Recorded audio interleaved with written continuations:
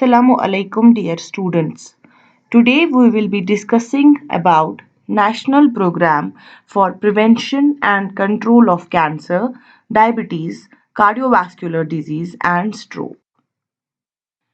Presentation will be having following subheadings, which include burden of non-communicable disease, brief history of approach towards non-communicable disease, national program for control of cancer, diabetes, cardiovascular disease and stroke, and the recent updates in the program. The global burden.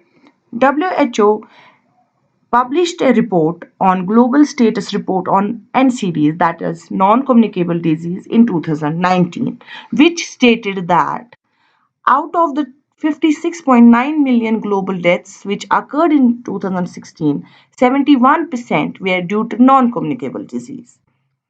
In 2015, 48% of these non-communicable disease deaths occur in low and middle income countries and occurred before the age of 70 years. And 80% of these premature heart disease, stroke, and diabetes could be prevented.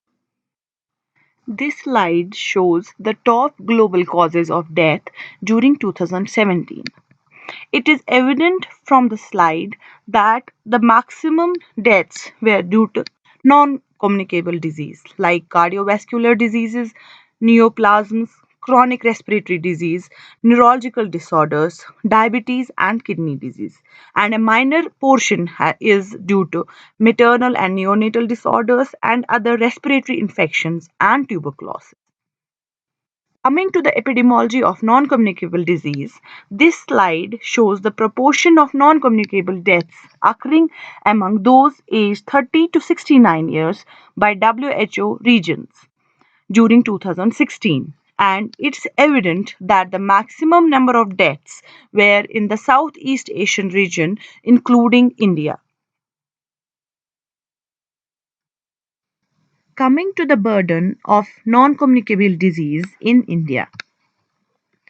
According to WHO report of 2015 on non-communicable diseases, in India, 1 in every 4 Indian face the risk of death from an NCD before they hit the age of 70 years. These NCDs contribute to around 5.87 million deaths that account for around 60% of all deaths in India. According to the population predictions, by 2030, these non-communicable diseases will account for almost three-quarters of all deaths in India. In this pie chart, we can see the different causes of deaths in India, and it is easily seen that around 72% of the deaths occurred due to non-communicable disease, which included cardiovascular disease, cancers, diabetes, and other NCDs. And majority of the deaths were due to cardiovascular disease, and the rest 28% were due to communicable, maternal, perinatal, and nutritional conditions. Now the question arises, why is NCD a challenge in India? As we have studied already in demography that due to decreased fertility and increased life expectancies, there is transition in the population growth. By the United Nations of Population Division, there has been a population projection which shows that in the next 30 to 35 years, there will be a transit in the age group. Majority of the people will be in the age group of 50 and above, and thus increasing the burden of non-communicable disease in India. Coming to the evolution of National Program for Control of Cancer, Diabetes, Cardiovascular Disease and Stroke in India. In the previous slides, we have already discussed why this non-communicable disease are important and how they affect the health system. In 1975 to 1976, the first program that was launched was the National Cancer Control Program, and it was later incorporated into the program of National Program for Prevention and Control of Diabetes and Cardiovascular Disease during 2018. Initially, it was started in 7 districts, and later, in 2010, it was renamed as National Program for Control of Cancer, Diabetes, Cardiovascular Disease, and Stroke. Now, what is the focus of this program? Its focus is on the promotion of healthy lifestyles, capacity building, including human resource development, early diagnosis, and management of these diseases with integration with the primary healthcare system. Now, what are the objectives of this program? The first objective is to prevent and control common non communicable disease through behavior and lifestyle changes, provide early diagnosis and management of common non communicable disease, and build capacity at various levels of healthcare for prevention, diagnosis, and treatment of non communicable disease. Now, how will we change the behavioral risk factors? Is by control of tobacco use, alcohol use, increasing physical activity, and change in the diet. These behavioral risk factors will indirectly and directly cause a change in the physiological risk factors, which includes obesity, blood pressure, blood glucose, and cholesterol, and thus this will change the disease outcome like heart disease, stroke, diabetes, cancer, and chronic respiratory disease. And all these levels of prevention will thus help in overall prevention of these disease. Train human resources within the public health setup and to help them to cope with the increasing burden of non communicable disease. Establish and develop capacity for palliative and rehabilitative care, and support for development of database of non-communicable disease to surveillance system and to monitor non-communicable disease morbidity and mortality and risk factors, and thus help to prevent the occurrence of these non-communicable disease. The program is to be implemented in 20,000 sub-centers and 700 community health centers in 100 districts across 21 states and union territories. And what will be the health facility and the packages of services available? At sub-center, there will be facilities for health promotion, for behavior and lifestyle, which will be carried out by organizing various camps, interpersonal communication, posters, and banners, and screening using BP measurement and blood glucose for population above 30 years, and identification of early warning signals and referral of these suspected cases to higher health institutions. At primary health centers, there will be health promotion, screening using BP measurement and blood glucose, identification of early warning signals, and clinical diagnosis and treatment of simple cases of hypertension and diabetes, and referral of suspected cases to the community health centers. The community health centers will help in prevention and health promotion, including counseling, early diagnosis through clinical and lab investigations, and management of common disease like diabetes, cardiovascular disease, and stroke cases on the basis of outpatient and inpatient basis, and home based care for bedridden chronic cases. At the district hospital level, there will be previous all health facilities and packages of services, including the new ones, which include the medical management of cases on the basis of outpatient, inpatient, and intensive care, follow up and care of bedridden cases, daycare facility, and referral of difficult cases to the tertiary health centers. At the tertiary cancer center, we will have comprehensive cancer care, which includes prevention, early detection, diagnosis, treatment, minimal SS surgery aftercare, palliative care, and rehabilitation. This slide shows how these health centers at different levels are integrated, and there has been development of operational guidelines for prevention, screening, and control of common non-communicable disease given by the Government of India in 2016. And these guidelines are for the referral, treatment, and for ensuring the continuity of care from the subcenter level up to the tertiary level in a student.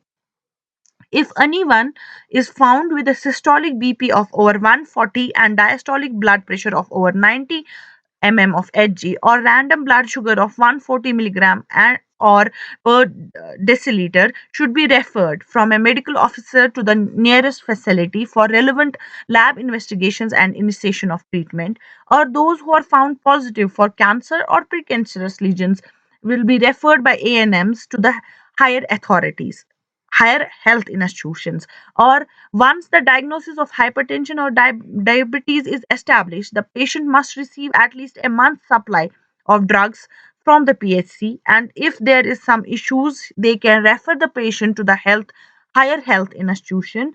The patient may need to go to the PHC for the first follow up, and after that they may be referred to the higher community health center or district hospital or tertiary level institute.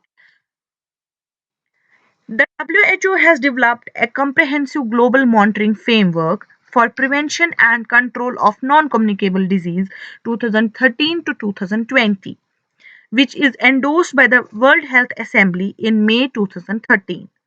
These include 9 voluntary targets to monitor the progress made in the implementation of the program.